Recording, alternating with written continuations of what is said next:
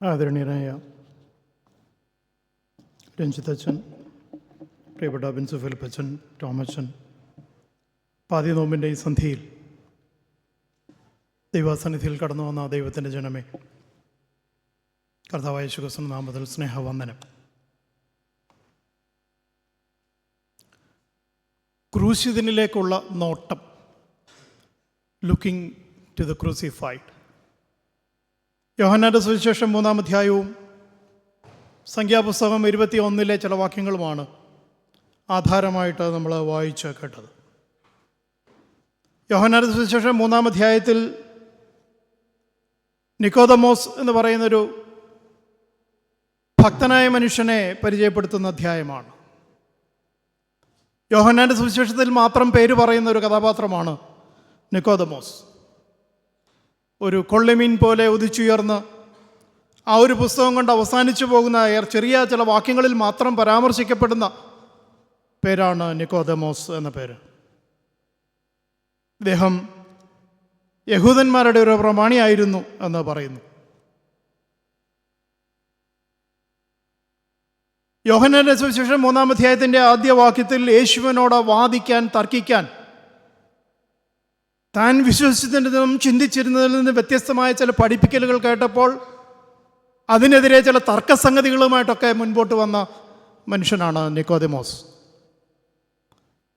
അവിടെ നിന്ന് അങ്ങോട്ട് നോക്കിയാൽ ഈ മനുഷ്യൻ യേശുവിനെ കണ്ടുമുട്ടിയത് കൊണ്ട് മാത്രം വിശ്വാസത്തിൽ പടിപടിയായി എങ്ങനെയാണ് ഉയരുന്നത്, അല്ലെങ്കിൽ ഒരു മനുഷ്യൻ യേശുവിനെ കണ്ടുമുട്ടിയാൽ പിന്നീട് അവൻ്റെ ജീവിതത്തിലെ വിശ്വാസത്തിൻ്റെ വളർച്ചയുടെ പടവുകൾ എങ്ങനെയാണ് എന്ന് കാണിക്കുന്ന ഒരു വ്യക്തിയാണ് നിക്കോദമോസ് എന്ന് പറയുന്ന വ്യക്തി. അദ്ദേഹം ഒരു പള്ളി പ്രമാണിയാണ് എന്ന് പറഞ്ഞു. അറിവുള്ള മനുഷ്യനാണ്, ഉപദേഷ്ടാവാണ് എന്ന് താഴെ പറയുന്നുണ്ട്. വളരെ ഇൻഫ്ലുവൻഷ്യലാണ്, യഹൂദനാണ്. ഇങ്ങനെയുള്ള നിക്കോദമോസ് അന്നത്തെ പഠിപ്പിക്കലുകൾ അനുസരിച്ച് അദ്ദേഹം അബ്രഹാമിൻ്റെ സന്തതിയായിരുന്നു, അല്ലെങ്കിൽ യഹൂദനായിരുന്നു എന്നുള്ള ഒറ്റ കാരണം കൊണ്ട് അദ്ദേഹം സ്വർഗത്തിന് അവകാശിയാണ് എന്ന് പഠിപ്പിക്കുന്ന, അല്ലെങ്കിൽ അങ്ങനെയും പഠിപ്പിക്കുന്ന ചില റബിമാരുണ്ടായിരുന്ന ഒരു കാലഘട്ടത്തിൻ്റെ വക്താവാണ് നിക്കോദമോസ് എന്ന് പറയുന്നത്. ഇങ്ങനെ പറഞ്ഞു കേട്ടിട്ടുണ്ട്, ഇങ്ങനെ ഒരു ഇത് വായിച്ചു കേട്ടിട്ടുണ്ട്. നരകത്തിൻ്റെ വാതിൽക്ക് വന്ന് അബ്രഹാം നിൽക്കും പോലും എങ്ങാനും വഴിതെറ്റി ഒരു യഹൂദൻ അങ്ങോട്ടെങ്ങാനും വന്നാൽ നരകത്തിൽ നിന്ന് വിളിച്ച് സ്വർഗത്തിൽ കൊണ്ടുപോകാൻ എന്ന് പഠിക്കുകയും വിശ്വസിക്കുകയും ചെയ്തിരുന്ന ഒരു കാലഘട്ടത്തിൻ്റെ വക്താവാണ് നിക്കോദമോസ് എന്ന് പറയുന്നത്. എന്നാൽ അദ്ദേഹത്തിനുണ്ടായിരുന്ന ഈ വിശേഷണങ്ങളൊന്നും, തനിക്കുണ്ടായിരുന്ന അബ്രഹാമിൻ്റെ മകൻ എന്ന പദവി, യഹൂദന്മാരുടെ പ്രമാണിയാണ് എന്നുള്ള പദവി, വളരെ ഇൻഫ്ലുവൻഷ്യൽ ആയിട്ടുള്ളൊരു പൊസിഷനിൽ സന്നദ്രീം സംഘത്തിൽ അംഗമായിരുന്നു എന്ന് പറയപ്പെടുന്നു, അങ്ങനെയുള്ളതായ ഒരു പദവി, ഈ പദവികളൊന്നും യേശുവിനെ കുറിച്ച് അറിയുന്നതിന്, അല്ലെങ്കിൽ യേശുവിൻ്റെ അടുത്തേക്ക് വരുന്നതിന് അവന് തടസ്സമായില്ല എന്നുള്ളതാണ് എനിക്കും നിങ്ങൾക്കും വലിയൊരു മാതൃകയായി വേദപുസ്തകം വരച്ച് കാട്ടുന്നത്.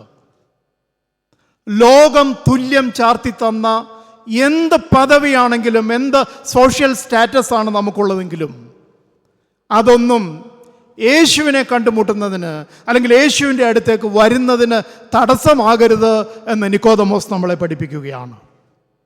ഈ ലോകം നമ്മൾക്ക് എന്തെല്ലാം സ്ഥാനമാനങ്ങൾ കൽപ്പിച്ചു തന്നിട്ടുണ്ടെങ്കിൽ പോലും ഇദ്ദേഹം ഒരുപാട് പഴി കേട്ട മനുഷ്യനാണ്. അദ്ദേഹത്തിന് ഇൻ്റഗ്രിറ്റിയെ ചോദ്യം ചെയ്യപ്പെട്ടതാണ്. കാരണം ഒരു രാത്രിയിലാണ് ഈ മനുഷ്യൻ യേശുവിനെ കാണാനായിട്ട് കടന്നു വരുന്നത്. ഒരുപാട് വ്യാഖ്യാനങ്ങൾ അതിനുണ്ടെങ്കിലും എനിക്കിഷ്ടം ഈ മനുഷ്യൻ യേശുവുമായി ഒറ്റയ്ക്കിരുന്ന് തൻ്റെ ചോദ്യങ്ങൾ മുഴുവൻ ചോദിച്ച് ശാന്തമായി ഉത്തരങ്ങൾ നേടിയെടുക്കണം എന്നൊരൊറ്റ ആഗ്രഹത്തോടെയാണ് ആ സമയം തിരഞ്ഞെടുത്തത് എന്ന് വിശ്വസിക്കാനാണ് എനിക്കിഷ്ടം. താഴത്തെ വാക്യങ്ങളിൽ അദ്ദേഹം ഒരു ഉപദേഷ്ടാവാണ്, ടീച്ചറാണ് എന്ന് പറയുന്നുണ്ട്. എന്നാൽ യേശു എന്ന് പറയുന്ന വലിയ ഗുരുവിനെ കണ്ടുമുട്ടിയപ്പോൾ അന്ന് വരെ തനിക്ക് എന്തെല്ലാം അറിയാം എന്ന് അദ്ദേഹം വിചാരിച്ചു വെച്ചിരുന്നുവോ, അല്ലെങ്കിൽ അദ്ദേഹത്തിന് പഠിപ്പിക്കാൻ കഴിവുണ്ട്, അദ്ദേഹം ഒരു അധ്യാപകനാണ്, ടീച്ചറാണ് എന്നുള്ള എല്ലാ അഹന്തയും താത്തുവെച്ച് യേശുവിൻ്റെ മുൻപിൽ വിനയാന്വതനായി കർത്താവെ പറഞ്ഞു, ഞാൻ കേൾക്കാൻ തയ്യാറാണ് എന്ന് പറഞ്ഞിരിക്കുന്ന നിക്കോദിമോസാണ് നമ്മുടെ മാതൃക. ദൈവസന്നിധിയിലിരിക്കുമ്പോൾ, ദൈവവചനത്തിന് മുമ്പിലിരിക്കുമ്പോൾ നിക്കോദെമോസ് നമുക്കൊരു നല്ല മാതൃകയാണ്. കർത്താവെ പറഞ്ഞാട്ട് ഞാൻ കേൾക്കാൻ തയ്യാറാണ്. കർത്താവെ ഒന്ന് പറഞ്ഞാട്ട്, ഇന്ന് രാത്രിയിൽ എന്നോടൊന്ന് സംസാരിച്ചാട്ട് ഞാൻ കേൾക്കാൻ തയ്യാറാണ്. ഞാൻ എൻ്റെ മനസ്സിൽ, എൻ്റെ ബുദ്ധിയിൽ, എൻ്റെ അറിവിൻ്റെ പാരമ്യത്തിലൊക്കെ നിൽക്കുന്ന ആ എല്ലാ എൻ്റെ ഉയർച്ചകളെയും ഒന്ന് താഴ്ത്തി വെച്ച് ദൈവത്തിൻ്റെ സന്നിധിയിലിരിക്കുമ്പോൾ ദൈവം നമ്മളോട് സംസാരിക്കാൻ തുടങ്ങും എന്ന് നിക്കോദെമോസ് നമ്മളെ പഠിപ്പിക്കുകയാണ്. നിക്കോദെമോസ്, ഞാൻ പറഞ്ഞു, 3-ാമത്തെ അധ്യായത്തിൻ്റെ ആദ്യ വാക്യങ്ങളിൽ യേശുവിനോട് ചില ചോദ്യങ്ങളുമായിട്ടാണ് ഈ മനുഷ്യനടുത്തേക്ക് വരുന്നത്.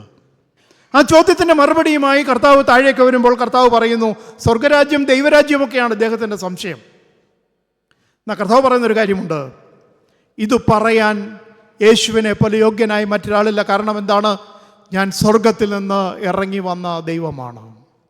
ഈ ഒരു വാചകം അവൻ്റെ ഉള്ളത്തെ തൊട്ടു എന്നാണ് ഞാൻ ചിന്തിക്കുന്നത്. കാരണം അവിടെ വെച്ച് അവൻ്റെ ജീവിതത്തിലൊരു വ്യത്യാസം വരികയാണ്.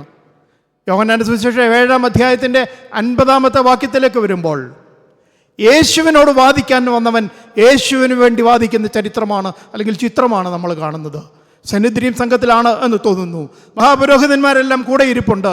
അവരോട് ഇദ്ദേഹം ചോദിക്കുന്ന ഒരു ചോദ്യമുണ്ട്. ന്യായപ്രമാണം മുൻപിൽ വെച്ചുകൊണ്ട് ചോദിക്കുകയാണ്, ഒരു മനുഷ്യനെ നിങ്ങൾ വിധിക്കുന്നതിന് മുമ്പ് ആ മനുഷ്യന് പറയാനുള്ളത് കേട്ടിട്ട് വേണം വിധിക്കുവാനായിട്ട്. അങ്ങനെ യേശുവിനോട് വാദിക്കാൻ വന്ന മനുഷ്യൻ യേശുവിന് വേണ്ടി വാദിക്കുന്ന ഒരു മനുഷ്യനായി തീരുകയാണ്. എന്ന് ദൈവസന്നിധിയിൽ ഇരിക്കുന്നുവോ, എന്ന് കർത്താവിൻ്റെ കാൽച്ചുവട്ടിൽ ഇരിക്കുന്നുവോ, അന്നു മുതൽ ജീവിതത്തിന് വ്യത്യാസം വന്നു തുടങ്ങുകയാണ്.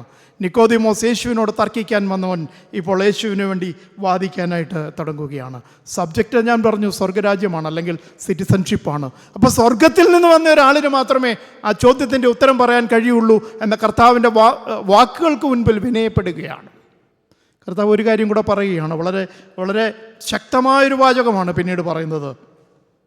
നീ ഒരു കാര്യം മനസ്സിലാക്കിക്കോണം, എപ്പോൾ മോശ ഒരു അഗ്നിസർപ്പത്തെ ഉയർത്തിയോ മരുഭൂമിയിൽ, അതേപോലെ മനുഷ്യപുത്രനെയും ഉയർത്തേണ്ടതാണ്. ഒരിക്കൽ മോശ ഒരു പിച്ചള സർപ്പത്തെ മരുഭൂമിയിൽ ഉയർത്തിയതുപോലെ മനുഷ്യപുത്രനെ ഒരിക്കൽ ഉയർത്തേണ്ടതാണ്. പിച്ചള സർപ്പം നമുക്കറിയാം, അന്ന് മരുഭൂമിയിൽ ധാരാളം സർപ്പങ്ങളുള്ള സ്ഥലമാണ്, അല്ലെങ്കിൽ പാമ്പുകളുള്ള സ്ഥലമാണ് മരുഭൂമി എന്ന് പറയുന്നത്. അപ്പോൾ വിഷമുള്ള പാമ്പ് കടിച്ചാൽ അതിൽ നിന്ന് ഒരു മോചനം അല്ലെങ്കിൽ സൗഖ്യം വേണമെങ്കിൽ വിഷമില്ലാത്ത ഒരു താമ്രസർപ്പത്തെ ഉയർത്തി അതിനെ നോക്കിയാൽ സൗഖ്യം പ്രാപിക്കുമെന്ന് പറയുന്നത് കേവല ബുദ്ധിക്ക് നിരക്കുന്നതല്ല. യുക്തി ഉപയോഗിച്ച് ആലോചിച്ച് നോക്കിയാൽ അത് സംഭവിക്കാൻ സാധ്യതയുള്ളതല്ല. എന്നാൽ യേശു കർത്താവ് പറഞ്ഞു, മോശ ഒരു പിച്ചള സർപ്പത്തെ ഉയർത്തി.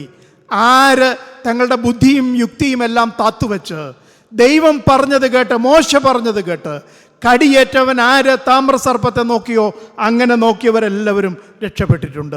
അതുകൊണ്ട് ചിലപ്പോൾ ഇത് നമ്മുടെ ലോജിക്കിനെതിരായിരിക്കും. താമ്രസർപ്പത്തെ നോക്കിയാൽ രക്ഷ പ്രാപിക്കുമെന്ന് പറയുന്നത് അന്നത്തെ കാലത്ത് ലോജിക്കിനെതിരായിരുന്നിട്ടും ആ ലോജിക്കിനെതിരായി വിശ്വസിച്ച് ആര് ഈ താമ്രസർപ്പത്തെ നോക്കിയോ അവരെല്ലാം രക്ഷ പ്രാപിച്ചിട്ടുണ്ട്. ഇന്നും യേശു കർത്താവ് കാൽവറി ക്രൂശിൽ ഉയർത്തിയതുകൊണ്ട് ആ ക്രൂശിലേക്ക് നോക്കിയാൽ രക്ഷപ്പെടും എന്ന് പറഞ്ഞാൽ അത് വിശ്വസിക്കാൻ പ്രയാസമാണെങ്കിലും ആര് അത് വിശ്വസിച്ച് അവങ്കിലേക്ക് നോക്കുന്നുവോ അവർക്കെല്ലാവർക്കും രക്ഷപ്പെടാനുള്ളൊരു മാർഗം ക്രൂശിൻ്റെ മുമ്പിൽ ഒരുക്കി വെച്ചിട്ടുണ്ട് എന്നുള്ളതാണ് ഇന്നത്തെ സന്ധ്യയിൽ നമ്മളെ ഓർമ്മപ്പെടുത്തുന്നത്.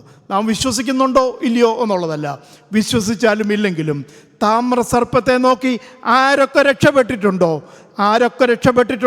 അതേപോലെ യേശു കർത്താവിനെ ആരൊക്കെ നോക്കുന്നുവോ അവരൊക്കെ രക്ഷ പ്രാപിക്കും എന്ന് ഈ താമ്രസർപ്പം നമ്മളെ ഓർമ്മപ്പെടുത്തുകയാണ്.